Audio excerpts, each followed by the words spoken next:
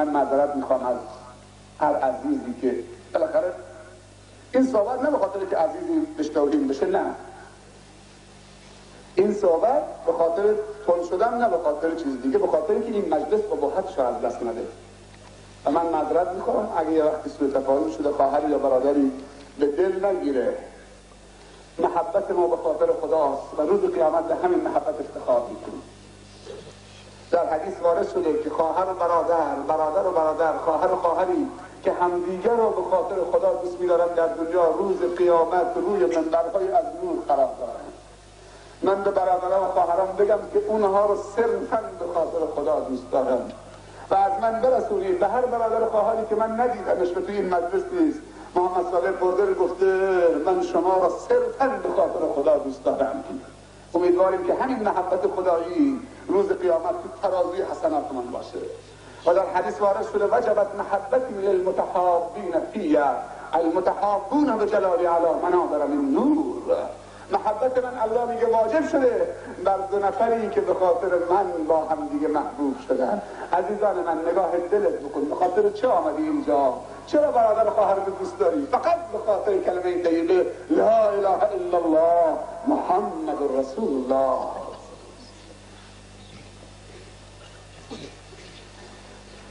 رد شد دیگه، برگشتیم به اسرائیل، نمیخواستم برگردم. رسید به زنهایی گوش بدن، رسید به زنهایی که با سینه هاشون تو تنور آویزونن. گفت جبرئیل این زنها از امت من نیستن؟ گفت بله. گفت اینا این زنهایی که اینطوری با سینه هاشون آویزونن تو تنور اینا چه کار هستن؟ گفت اینها زنهایی از امت تو هستن که عمل فاحشه رو انجام دادن.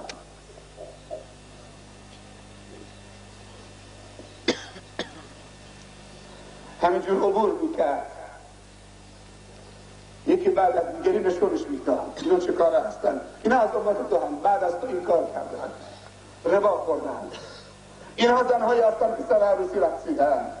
اینا مردایی هستن که شراب خوردن.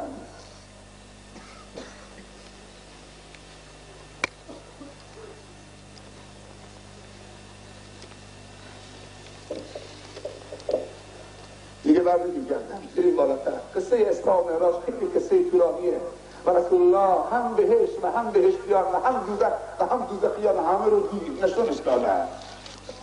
پیامبران همه ملاقات کرد. از سدرة المنتهی رفت بالا، رسید به محلی که صدای قلم داره میشه، صدای خشخش قلم، مثل که قلم داره چیزی می‌نویسه. به مقام قلم رسید، بالای سدرة المنتهی در معراج نهم، خودش تنها داره میره. بعد سوال کرد این مقام نهم چیه؟ صدای قلم چیه؟ قلم چی داره می‌نویسه؟ گفت قلم می‌نویسه اون چیزی که به وجود میاد و میشه و تا قیامت هست و به وجود میاد. خودتو ناراحت نکن اگر مصیبتی در این راه برسید، خداوند نوشته. اما کار خدا، شکر خدا، راه تو ادامه بده. میگن در سال نهم اون چیزی که در معراج نهم دید در سال نهم برای رسول الله پیش آمد. نهم هجری، جنگ تبوک، سخت‌ترین جنگ در زندگی رسول الله صلی الله علیه و سلم. راه دور، گرما، بیابون، ریگ، شن، کمی آذوقه که اسمش جیش الاسره است. عزیزان من، لشکر سخت، جنگ در روز سختی. اما چون که در مقام نهم دید که قلم داره همه چی رو می‌نویسه، خودشو ناراحت نکرد. کار خدا، شکر خدا، هر چی میاد باشه. و نهایتاً به جنگ تبوک رفتن و حضرت عثمان کلیه لشکر رو اونجا چه و جهز جیش الاسره بما کان من المال فی یدیه. لشکر اسره جنگی، لشکری که میخواست بره به تبوک به جنگ روم سر مرز اردن، حضرت عثمان همه پول داد، هر چی داشت گذاشت، اسب خرید، شمشیر خرید، سپر خرید، همه رو مجانی گذاشت در اختیار مسلمین. زنهای مسلمان رسول الله از تو مسجد در می آمد، دید که 5 تا به هم نشستن، 10 تا نشستن صحبت میکنن. گفت ای زنها هر چی داری صدقه بدی که اکثر اهل جهنم شماستی و اکثر طرفداران دجال هم زنها هستند و یک زن 4 مرد به جهنم میبره. زنها و خواهرها خودشون ناراحت نکنن، بهشتم زیر پای زنهایی که مادر میشن. اگر اکثر اهل جهنم زنها هستن، بهشت هم زیر پای مادران نه پدرها. بچه بهشتی و جهنمی میشه تو آغوش مادر. از یک مادر رقاصه یک دختر رقاصه است. از یک مادر بینماز یک بچه و پسر بینماز تربیت میشه و شرابخوار. از گربه به دنیا میاد، از سگ هم سگ به دنیا میاد. از مکافات عمل غافل نشو، گندم از گندم بروید جوز جوز. دوست داری آزمایش بکنم اینجا؟ خوب جواب میده خوب. بد سر تو بکن تو برکه آب صدا بزن. خوب برکه جواب میده خوب. برو تو کوه صدا بزن. خوب جواب میده خوب. در بهشت چیزی که نه چشم دیده و نه گوشی شنیده نه بر دلی خطور کرده. فیها ما لا عین رأت ولا اذن سمعت ولا خطر علی قلب بشر. الله اکبر. بدأ الاسلام غریبا و سیعود غریبا و طوبی للغربا. اسلام با غربت آغاز شده. رسول الله صلی الله علیه و وقتی اسلام مطرح کرد غریب شد. تو قوم خوش خودشان غریب بود. در حدیث وارد شده که در آخر الزمان هم هر کسی مسلمان واقعی میخواد اسلام با اسلام زندگی میکنه در آخر الزمان غریب میشه. همطوری که امروز جوانایی که ریش میذارن همه غریبن، ازشون مسخره میکنن. هر کسی خوب شراب میخوره چاقو کشی میکنه اون بله. هر کسی خوب اینجا سیگار، بعضی جوانان دیگه اینطوری سیگار میکشن، اینطوری مدل جدید گردنش هم باز اینطوری. بعضی دیگه از همون چه استفاده میکنن؟ چش اون که میذارن داخل فیلتر نه به خاطری که این نیکوتینش بکشه، فیلتر به خاطری که خوشگل‌تره. نمیدونی که آمریکا 2 برابر نیکوتین گذاشته تو سیگار فیلترشه برای مسلمان ها. بعد از چند سال میکشده. میدونی سیگار چی گفته؟ سیگار به سیگار کشا گفته همینجوری که شما من آتش میزنی منم شما رو میسوزونم. سیگار باش مصاحبه کردن گفته همینجور به سیگار کشا بگید که من درست کیبریت میزنی میسوزونم، من دردم میکنه میسوزم، منم چه شما رو میسوزونم. واقعا هم میسوزونم، خبرتان نمیشه، میسوزونده. اگر یک برادر سیگاری 1 سال سیگار نکشه پولش جمع بکنه روز 300 تومن 360 تا 300 تومن، یه جوان فقیری که نمیتونه ازدواج بکنه. بله عزیز. ابو لهب به خواب یکی از اهل مکه آمد. روزی که رسول الله صلی الله علیه و تولد شد ابو لهب یک کنیزی داشت. ابو لهب عموی پیامبر بود. وقتی خبر برد به ابو لهب که برادر تو پسری خدا بهش داده، پسری زاییده براش به دنیا آمده، از خوشحالی کنیزش که خبر بهش مرده بود آزادش کرد. ظاهرا تو روز دوشنبه بوده یا یکی از این روزها بوده. به خواب ابو لهب یا در حدیث وارد شد که رسول الله صلی الله علیه و فرمودند خداوند از اون کار ابو لهب که خوشش آمد که من به دنیا آمدم پسر برادرش و اون کنیز از خوشحالی آزاد کرد، روز دوشنبه همون روزی که دوشنبه باشه یه روز دیگه همون روزی که اون کنیز رو از خوشحالی آزاد کرده عذابش تخفیف داده میشه. فقط دیگه نیست تخفیف. تبت یدا ابی لهب وتب. این قطع شد 2 دستی که میخواست محمد رو قطع بکنه. ما اغنا عنه ماله و ما کسب سیصلی نارا ذات لهب و امرأته حمالة الحطب فی جیدها حبل من مسد. بله من زنهای صبر اسلام دادن طلاعشون که خودشون از آتش جهنم نجات بدن. خوش به سعادت خواهرایی که اینجا شرکت کردن و این کلامو شنیدن. من میدونم که از فردا زندگی این منطقه عوض میشه. کسانی که تا این نصف شب رو حصیر پلاستیکی که سرما تولید میکنه اصلا رو زمین نشستن. خیلی از این عزیزانی که اینجا نشستن از نظر مال و ثروت هم واقعا دارای مال و ثروتی هستن و پست و مقام زندگی مرفهی دارن در دنیا، اما کنار برادر فقیرش اینقدر تواضع در این راه کار برده و از خودش نشون داده که رو خاک کنار برادر فقیرش نشسته. روز قیامت دست تو دست همون فقیر وارد بهشت میشی. در حدیث وارد شده که فقرای امت من 500 سال از تجار زودتر وارد بهشت میشن. میل خودت و طوبی للغربا. از مقام قلم معراج نهم بود، معراج دهم به سوی عرش، به دیدار رب العالمین. اونجا چیه؟ عاشق و معشوق به دیدار هم شتافتن. الله میگه بیا، رسول الله میگه آمدم.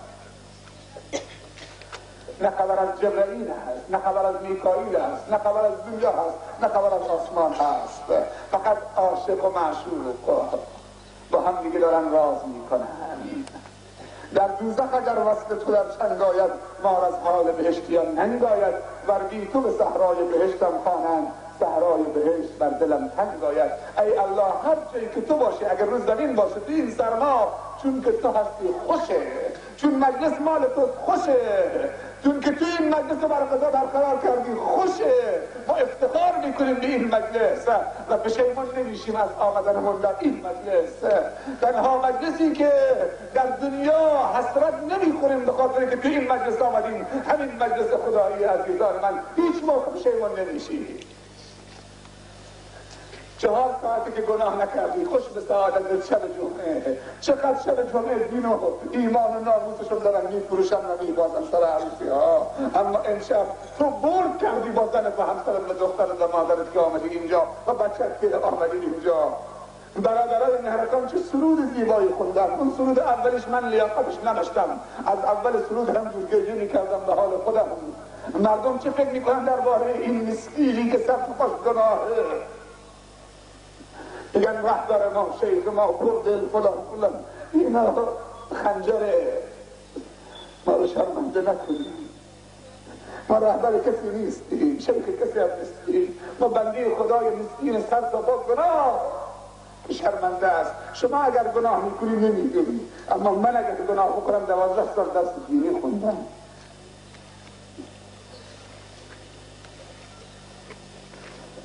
عزیزان فکر نکنم من خوشم میاد در این سرودها. آتش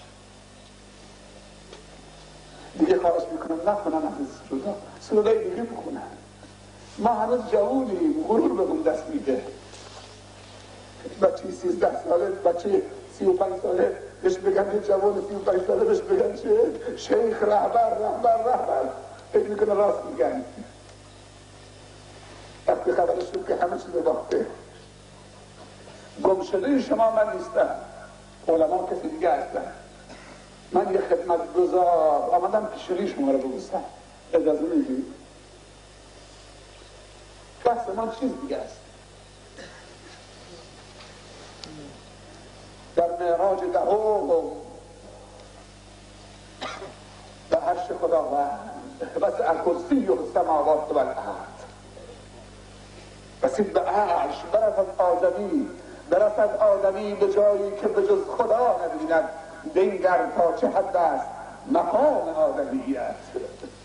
نه جبریل میتونه برسه، نه میکائیل. فقط یک نفر رسید، اونم از ملائکه نیست، از بشره، اما از ملائکه بالاتره. محمد رسول الله صلی الله علیه و سلم که تو از امتشی، تو امت کسی که از صدرت المنتهی به بالا به تنهایی رفت و زیر عرش خداوند سجده کرد و خداوند اونجا باش رو در رو بدون حجاب یا با حجاب صحبت کرد. روایات مختلفه، آیا بدون پرده بلند شد و الله دیدار کرد و ملاقات کرد، یا فقط صداش شنید از پشت پرده بود. در روایتی رسول الله صلی الله علیه و سلم فرمودن که رأیت ربی عز و جل، من ربم عز و جل رو ملاقات کردم. اما در روایت عایشه رضی الله عنها، روایت اول که میتونن روایت انس یا ابن عباس باشه والله اعلم، اما در روایت عایشه ابی سوال کرد ای رسول خدا صلی الله علیه و سلم وقتی رفتی به معراج اونجا با الله ملاقات کردی؟ در جوابش گفت که نور انا یرا در روایت دیگه نور انا ارا، نور چطوری ببینم یا نور چطوری دیده بشه. علی کل حال اونجا مستقیما صحبت کرد. خداوند عزوجل با 2 از پیامبرانش صحبت کرده شخصا. یکی با حضرت موسی که بهش میگن کلیم الله در دره مقدس طوا بین مصر و مدین، اخلع علیک انک بالواد المقدس طوا، از خلال اون دره. و یکم با رسول الله صلی اللہ علیہ وسلم در شب معراج. سوغات معراج چی عزیزان من؟ 5 تا نماز در رکعات، در وعده هاش 5 تا، 5 بار نماز در شبان روز، اما در ثوابش 50 ثواب. کاری نداریم، بالاخره صحبت تمام شد و خداوند اونو تقویت کرد و ارمغان معراج این همه سفر به این طولانی به خاطر چی بود؟ به خاطر 5 بار نماز. بعد میگن نماز نماز نیست، چه مفت نمازتون از دست میداد. نهایتا رسول الله آمد پایین، در آسمان 7 دوباره با ابراهیم ملاقات کرد. این آخرین کلام در صحبت منه، دیگه خاتمه میدم، بس کنه. در آسمان 7 دوباره با ابراهیم ملاقات کرد. حضرت ابراهیم به رسول الله صلی الله علیه و فرمودند ای رسول خدا، تو برمیگردی به زمین، از طرف من ابراهیم سلام امت تو برسون. این نکته خوب گوش بدید. از طرف من ابراهیم خلیل الله سلام امت برسان، به امت بگو که ابراهیم خلیل الله سلام همه شما را میرسانه و به شما این نصیحت رو میکنه. گوش بدید و به شما این 3 جمله رو میگه. این 3 جمله هم به امت برسان: بهشت خاکش تربتش آبه. گوش بدید. بهشت خاکش زمینش پاک حاصل خیزه، شوره‌زار نیست. صحبت دومش: به امت بگو که آب بهشتم شیرین عسله. صحبت سومش: به امت بگو که کشتنی در خاک بهشت که با آب شیرین بهشت آبیاری میشه اینه. این 4 کلمه کشتش: سبحان الله والحمد لله ولا اله الا الله والله اکبر. این بذر بهشته. به امت بگو که خاک بهشت پاکه، حاصل خیزه، آب بهشت شیرینه، کشتنی که تو بهشت کشته میشه، کاشت میشه، 4 چیزه: سبحان الله والحمد لله ولا اله الا الله والله اکبر. چه میگه؟ این 4 تا توصیه حضرت ابراهیم در سفر معراجه به امت رسول الله صلی الله علیه و سلم. فراموش نمی‌کنید که نه؟ انشاءالله که نمی‌کنید. شما خوب بیادید زن من، کاری به داد فریاد من نداشته باشید. من آزادم، سر بچه هام، برادرام، خواهرام، هر طوری که میخوام داشت بزنم، مال خودم. کسی باید بدش بیاد؟ نه، ما قرار نشده که از هم بدمون بیاد. اگه بدمون آمد شیطان خوشش میاد، درسته؟ اگر ما از هم بدمون آمد تو خوشش میاد شیطان همینجا قهقه میزنه. دیدی 2 ساعت سخنرانی کردم بعدم بهشون هم افتادم کور خون. تا اینجا خودمون بیریزیم. اگه بعد از امروز هم همینجور به چیزهایی که شنیده شده عمل بشه و دست هم دیگه و از این به بعد این منطقه ساز نیاد، کمر ساز با لوتی خورد میکنه. حالا بخندیدش کار نمیشه.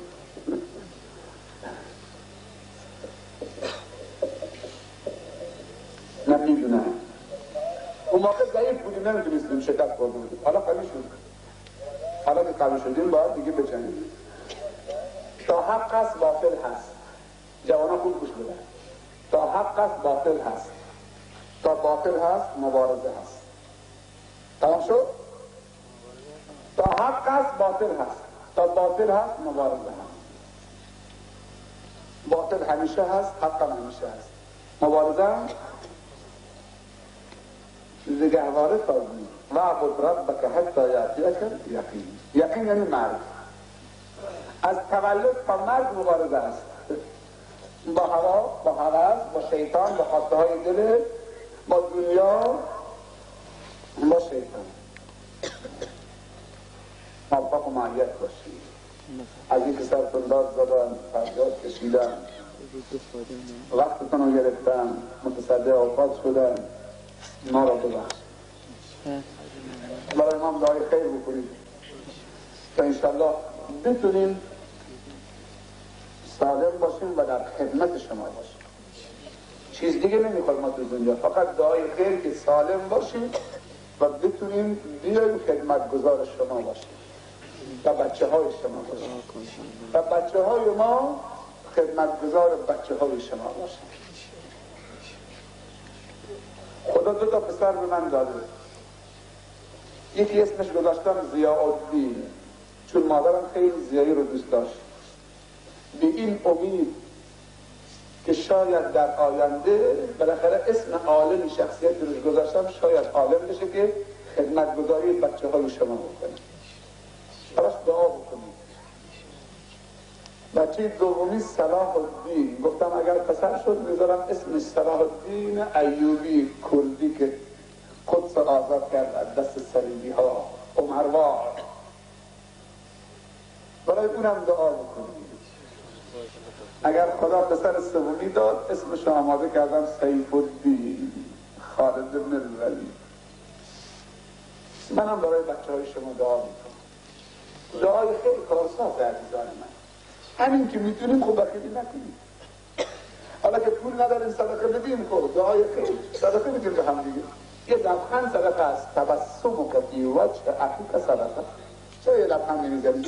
گفته اگر پول نداری که به برادر فقیر بدیم، یه لبخند بزن تو صورتش، خود یه صدقه بهش داری، دلش دست آورد. چه هدیه‌اش میگه راضی میشه، خوشحال میشه، چه لبخند بزنی. چرا نمیزنی؟ حالا لبخند بزنی بچه. عروسی لبخند بزنی بابا. بخیل نباشی. میدونی لبخند چیه عزیزان؟ کافیه که این 2 تا لبو بلند بکنی، سفیدی دندان پیدا بشی اینطوری. این خودش لبخند. کسی هست این جوک اسلامی بلند باشه؟ جوک اسلامی رو دروغ سر هم نکنم. جوک اسلامی نیست. همینجور که نشسته هستن. هنوز برنامه تمام نشده. شاهنامه آخرش خوشش. فرشتن آقای خورمی. آقای خورمی از گاوبندی آمده. آقای خورمی از گاوبندی آمده. یه هفته پیش آمد سرود گفت که مراسم ارمک گفتم هفته آینده. خب پس ما از این جاده آمدیم. فقط از این که من بلند بشم یادداشتی به من دادن که از همه شما تشکر بکنم از طرف خانه‌های داماد و مردم ارمک. از هر کسی که از دور و نزدیک آمده، زن و مرد، خواهر و برادر، هر کسی آمده زحمت کشیده برای اینکه این مجلس با شکوه برگزار بشه، ازش تشکر و قدردانی میشه. منم تشکر میکنم از کسانی که این فرصت رو به ما دادن، از همه شما که گوش شنوا بودی و نفس پذیرا و با حضورتون و نشستنتون و سکوتتون و رعایتتون و حالتتون بالاخره به ما این فرصت رو دادی که صحبت بکنیم و درد دل بکنیم. من یه دعایی میخونم بعدم چه برادرمون شیخ ایوب در خدمت شما هست. یه 2 تا سرود هست. یه سرود اولی الحمدلله که خاتمه است. بعد سرود اولی که تمام شد این عزیزان ظرفاشون رو دیگه از این شاخاش در میکشن، ظرفاشون رو بر میدارن میرن گوشه، اینجا مثلا یه کمی خالی میکنن، یه حلقه بزنن. حلقه زنجیروار شیخ ایوب با دوستان انشاءالله دایره میذارن و سرود میخونن و همه جواب میدن تا این مراسم انشاءالله درست تو دل این عزیزان جا بگیره و بدونن که این مراسم یعنی چی.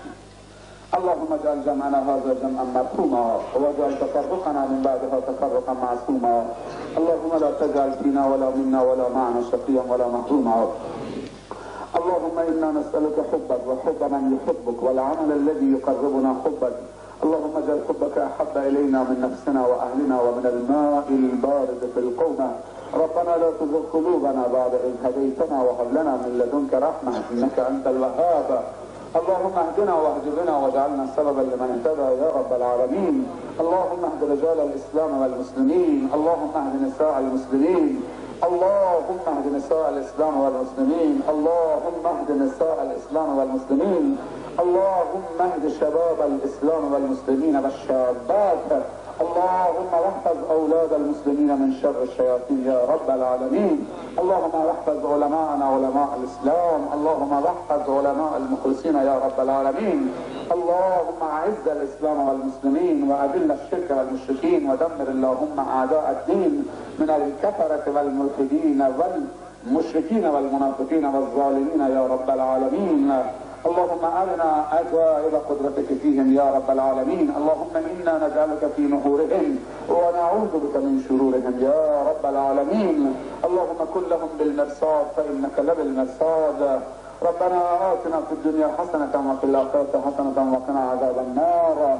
اللهم كن للمسلمين والمسلمات والمؤمنين والمؤمنات الأحياء منهم والأموات إنك سميع قريب مجيب الدعوات يا قاضي الحاجات ويا غافر السيئات برحمتك يا ارحم الراحمین. پروردگارا این جمع را جزء بگردان، پروردگارا رحمتت را بر این جمع نازل بگردان، پروردگارا ایمان را بین این جمع عطا بفرما، پروردگارا این جمع را با دستی پر، قلبی پر از ایمان با آکنده ایمان و گناهی آمرزیده و عاقبت خیری به خانه هاشون بر بگردان. پروردگارا همیشه اونها رو به خیر و خیر را به اونها راضی بگردان. پروردگارا ما را به رمضان برسان و رمضان را به ما برسان. پروردگارا ما را توفیق مزید طاعت عطا بفرما. پروردگارا ایمان کامل را عطا بفرما. پروردگارا عمل صالح را عطا بفرما. پروردگارا علم نافع را عطا بفرما. پروردگارا رزق حلال را عطا بفرما. پروردگارا همسر نیک و خوب را عطا بفرما. پروردگارا همسر راه و زن راه اسلام را عطا بفرما. پروردگارا اولاد صالح و مؤمن دختر و پسر را عطا بفرما. پروردگارا عالم خوب و صالح را عطا بفرما. پروردگارا معلم خوب را برای بچه‌های ما در مدارس عطا بفرما. پروردگارا همسایه خوب، همشهری خوب، برادر و خواهر مسلمان خوب را عطا بفرما. پروردگارا توفیق مزید طاعت و عبادت را عطا بفرما. پروردگارا توفیق دوم را عطا بفرما که از انواع معاصی اجتناب بکنیم. پروردگارا نمرود نفس را در ما خرد و نابود بگردان و خلیل عشق را در ما زنده و احیا بگردان تا چون خلیل ابراهیم پا در آتش بنهیم آن را گلستان بیابیم. پروردگارا این دو زوج محترم و گرامی و خانواده محترمشان را موفق و مؤید در تمامی شؤون زندگیشان و همچنین این عزیزانی که به خاطر این دو زوج محترمی که عروسیشان را اسلامی برگزار کردند مؤید و موفق و گامهاشون را استوار و مبارک بگردان. اونها رو در تمامی زندگیشون و مراحل زندگیشون و در دنیا و آخرت خوشبخت و روسفید بگردان. پروردگارا حسن الخاتمه را در دنیا نصیب همه ما بگردان. پروردگارا ما را از سوء الخاتمه نجات بده. پروردگارا آخرین کلمه ما در دنیا لا اله الا الله و محمد رسول الله قرار بده. پروردگارا بهترین اعمال ما را در خاتمه عمر ما قرار بده و بهترین روزهای ما را روزی که با تو دیدار میکنیم در بهشت و این قرار بده. پروردگارا ما را از دیدار خودت محروم مفرما. پروردگارا ما را از خیر و برکت ماه مبارک رمضان محروم مفرما. پروردگارا ما را از خیر و برکت ماه مبارک رمضان محروم مفرما. پروردگارا دستای ما همه بلند شده دست نیاز به رحمت تو، نیاز به مغفرت و آمرزش تو. پروردگارا این همه بنده گناهکار و محتاج نیازمند در مجلس تو حضور به هم رساندن که همه رحمت تو و مغفرت تو را و بهشت تو را بطلبن. پروردگارا این دستای امیدی که به طرف تو دراز شده و رحمت و مغفرت تو را میطلبه، پروردگارا این دستا را ناامید و صفت و خالی در نگردان. پروردگارا ما نمیریم تا این که دستهای ما را پر بگردانی، خداهای ما را بیامرزی، ایمان را در دل و سینه و وجود ما و روح روان ما را به جوش بیاری و به جوشانی. پروردگارا توفیق بندگی بدون چون چرا را عطا بفرما. پروردگارا محبتت را بین دلهای این جمع برقرار بفرما. پروردگارا دل مؤمنین را بر محبت خودت و محبت پیامبرت پیوند بده، پیوند ناموس از کمین بده. پروردگارا ما را از شرمندگی دنیا و آخرت نجات بده. پروردگارا در اون روزی که گناهکارا شرمنده میشن ما را شرمنده مساز. پروردگارا ما را شرمنده مساز. پروردگارا ما در دنیا معصیت میکردیم، دوست محمد صلی الله علیه و سلم اندوهگیر میشد و دشمن تو از معصیت ما ابلیس شاد میشد. پروردگارا اگر ما را در آخرت عقوبت بکنی و ما را به آتش جهنمت بسوزانی، دوباره دوست محمد صلی الله علیه و سلم ناراحت میشه و دوباره دشمن تو ابلیس شاد میشه. پروردگارا خدایا دو غم و اندوه را در دل دوست منه. پروردگارا دو غم و اندوه را در دل دوست منه و دو شادی را به دشمن مده. پروردگارا شیطان و خرد و ذلیل و نابود بگردان. پروردگارا مناطق ما و دیار ما و جهان را با ایمان و اسلام و قرآن آباد بگردان. پروردگارا به این دو زوج محترم طول عمر همراه با بندگی خودت و توفیق طاعت و اولاد صالح و رزق و روزی حلال و خوشبختی قرار بده و همونطوری که بین دل محمد مصطفی صلی الله علیه و سلم و امهات المؤمنین با محبت خودت جمع کردی، بین دل این دو زوج محترم که امشب عروسیشون اسلامی برگزار کردن تا آخر عمرشون در دنیا و آخرت محبت قرار بده. پروردگارا در اولادشون رزق و روزیشون، عمرشون، جوونیشون، زندگیشون، مالشون، کارشون، علمشون، همه اعمال صالحشون خیر و برکت بنداز. پروردگارا به جوانایی که موفق نشدن ازدواج بکنن، نصف دینشون رو کامل بکنن توفیق بده که نصف دینشون رو کامل بکنن و نکاح صحیح شرعی رو به جا بیارن. پروردگارا تو دل پدرها و مادرها بنداز که خرج و مخارج ازدواج را آسان بگیرن و صد و سر راه جوانا و عزیزای ما قرار ندند تا جوانا تشویق بشن.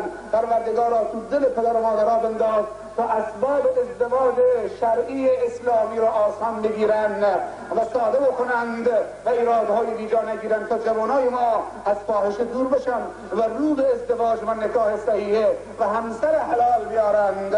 پروردگارا چنین کن سر انجام کار که تو خوشنود باشی و ما رستگار. ربنا ظلمنا انفسنا وان لم تغفر لنا وترحمنا لنكونن من الخاسرین. سبحان ربك رب العزة عما يصفون وسلام على المرسلين.